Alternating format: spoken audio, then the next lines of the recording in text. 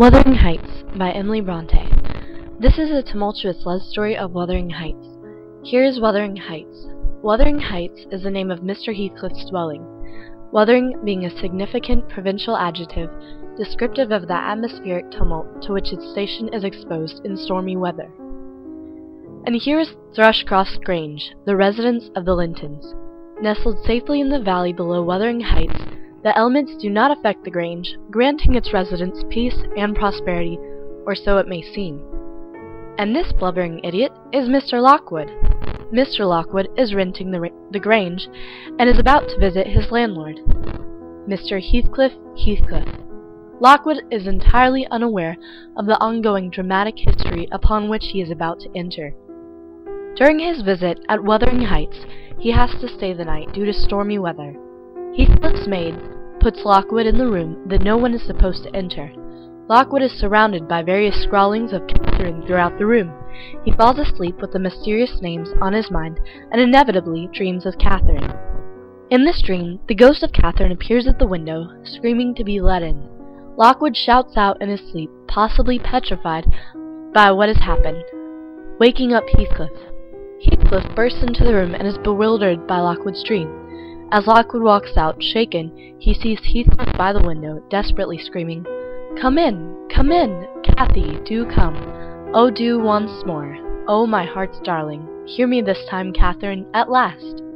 Intrigued by the discovery of this Catherine, Lockwood goes back to the Grange and questions Nellie, the maid and longtime caretaker of both Wuthering Heights and the Grange, regarding the history of the two houses. Mr. Earnshaw, steadily favoring Heathcliff over Hindley, alienated his real son and caused him to resent Heathcliff. Mr. Earnshaw, tired of Hindley's abuse of Heathcliff, sends him away to school and dies a few years later. Hindley comes back for his father's funeral and his newly inherited estate. He brings back with him his intense hatred towards Heathcliff and a wife named Frances, a very thin and frail woman who, to me, appeared to be sickly. Meanwhile, Catherine was dragging Heathcliff into her mischievous adventures. They decided to go down to the Grange and spy on the wealthy family of the Lintons. Catherine stays with the Lintons until Christmas. Our young lady returned to us saucier and more passionate and haughtier than ever. Hindley and Frances have a little boy named Hareton. Frances dies shortly after giving birth to the child, an event that did not come as a shock to me. Hindley, however, fell into a drunken depression, abusing the entire household. Edgar had been visiting Catherine frequently, who, as it is with people of her vicious nature, led Heathcliff on, only giving him enough time to keep him there. Catherine marked the difference between her friends, as one came in and the other went out. Then one night, Catherine came to me troubled, thinking that I'd want to listen to her complaints. Apparently Edgar had proposed to her and she had said yes, but I could see right through her love. I told her that marrying him for his money would bring no good to the situation, but in her usual fashion she argued with me, insisting that she did love Edgar. I could see Heathcliff propped against the door behind Catherine, but chose to keep silent about it. He deserved to hear the truth. He had listened till he heard Catherine say it would degrade her to marry him, and then he stayed to hear no further. Catherine, on the other hand, went on, insisting that she also loved Heathcliff, going so far as to say, "My love for Heathcliff resembles the eternal rocks beneath, a source of little visible delight but necessary. Nellie, I am Heathcliff. He's always, always in my mind, not as a pleasure any more than I am always a pleasure to myself, but as my own being. He just wasn't good enough for society-climbing superficial Catherine." Needless to say, Heathcliff disappeared after listening in on this conversation, and wasn't seen for quite some time.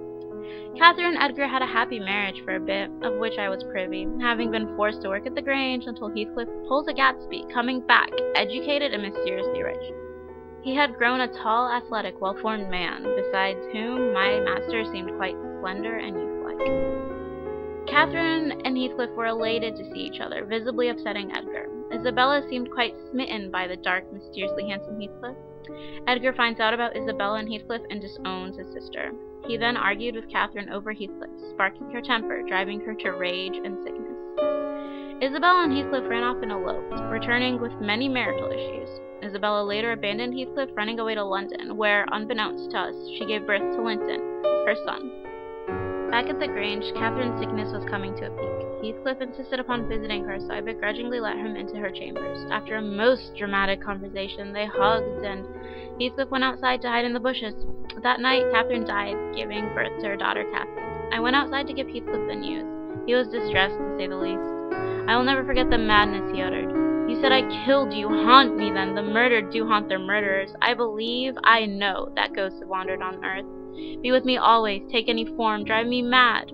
He went inside and replaced the lock of Edgar's hair in her locket with his own. After he left, I took Edgar's hair and Heathcliff's hair, twisted them together, and placed them inside the locket. As time passed and little Cathy grew, poor Hindley died, leaving the Heights to be inherited by Heathcliff. While much more polite than her miraculous mother, little Cathy still had her sense of adventure, and on one of these journeys met her cousin Hareton. Isabella's son Linton was sent to us after Isabella passed away. While Edgar tried to keep the young lad in his possession, Heathcliff took little Linton from the Grange and sent him to live at Wuthering Heights. He lifted the unfortunate child onto the table and muttered with peculiar gusto, "Now, my bonny lad, you are mine, and we'll see if one tree won't grow as crooked as another with the same wind to twist it." But by that time, young Cathy had been quite taken by Linton, and it wasn't long until they began writing each other love letters and sneaking out to see one another. More like his uncle than his father, Linton fell terribly ill. I knew the child was sickly ever since I set eyes on him, I did. Edgar also fell terribly ill, both being of the fragile sort, and Heathcliff saw this as an opportunity to take revenge and gain wealth. Mr. Heathcliff forced young Cathy to marry Linton, who, while of the same health as his uncle, was of the same nature as his father. Poor Cathy was beside herself, now having to live in an abusive household with an abhorrent husband. It's a wonder she was able to keep it together after her father died, only a few days after her wedding. Once young Linton died, Heathcliff had acquired both the Grange and the Heights. There was now no one left to take revenge on, no more wealth to acquire. Master Heathcliff had nothing to distract him from the past. In a move contrary to his nature, he did not interfere much with the budding relationship between Hareton and Cathy, who began to fall in love despite their rocky past and feuding houses. Heathcliff, however, had entirely given himself to his past and began slowly going mad, refusing to eat or seek human company. He would die not long after, finally able to join his beloved Catherine in the place the good Lord designated for people of their type. Heathcliff is buried next to Catherine, as was Edgar, still leaving her in the middle, never giving her heart to the wild heights or the safe valley. But if only it were the end of it, Mr. Lockwood. The country folks, if you asked them, would swear on their Bible that he walks. There are those who speak to having met him near the church and on the moor and even within this house.